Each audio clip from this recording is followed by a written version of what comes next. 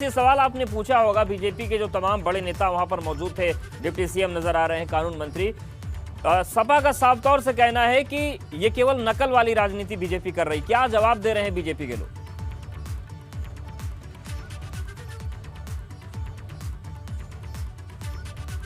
उनके लिए आस्था का विषय है और भाजपा के लिए ये सिर्फ चुनावी। वही सेम आरोप, वही आरोप जो है वो भाजपा के लोग भी लगा रहे हैं, चाहे deputy CM doctor Dinesh Sharma हो, चाहे कैबिनेट मंत्री ब्रजेश पाठक, भाजपा सांसद रीता बहुगुणा जोशी, यही आरोप वो लोग सपा पर लगा रहे हैं, बाकी दलों पर लगा रहे हैं। और देखिए, deputy CM doctor Dinesh Sharma तो ये तक कहा कि उनके लिए भगवान परशुराम हो, भगवान राम हो, ये सब आस्था का विषय है, लेकिन कुछ लोग हैं जो मौसमी परशुरामी हो गए हैं, मौसमी राम भक्त हो गए हैं, ये उन्होंने सीधे शब्दों में कहा। उसके बाद उन्होंने जो कार सेवकों के ऊपर गोली चलने का मामला है उसका जिक्र किया। यही बात कैबिनेट मंत्री ब्रजेश पाठक भी कहते हैं सपा को लेकर। उनका कहना है कि सपा के लिए ये सब जितनी भी चीज़ें हो रही हैं ये चुनावी विषय है। और उन्होंने कुछ उदाहरण दिए।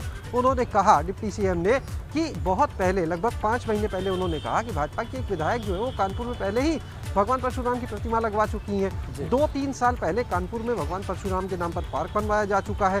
काफ़ी पहले लखनऊ के राजाजीपुरम क्षेत्र में भगवान परशुराम के नाम पर चौराहे का नाम किया जा चुका है। तो उन्होंने अपनी चीज़ें बताई।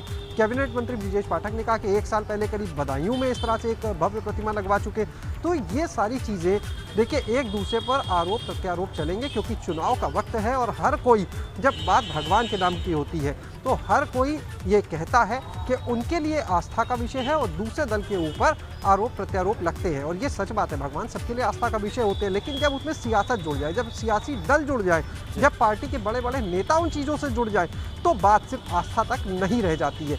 2017 के चुनाव को आप देखिए, तब भगवान राम का नाम, भगवान राम मंदिर का नाम होता था उस समय। और आज जब 2022 के चुनाव आने वाले हैं तो आप देखिए कि भगवान राम के मंदिर का निर्माण शुरू होना यानी भाजपा के लिए एक उपलब्धि है। लेकिन इसके साथ में अब 2022 के चुनाव में भगवान परशुराम का नाम भी है। चाहे सपा की बात करें, चाहे भाजपा की बात करें, दोनों ही ये कहते हैं कि हमारे लिए आस्था का विषय है। बिल्कुल, सभी के लिए आस्था का विषय है, लेकिन इसके मायने क्या हो सकते हैं?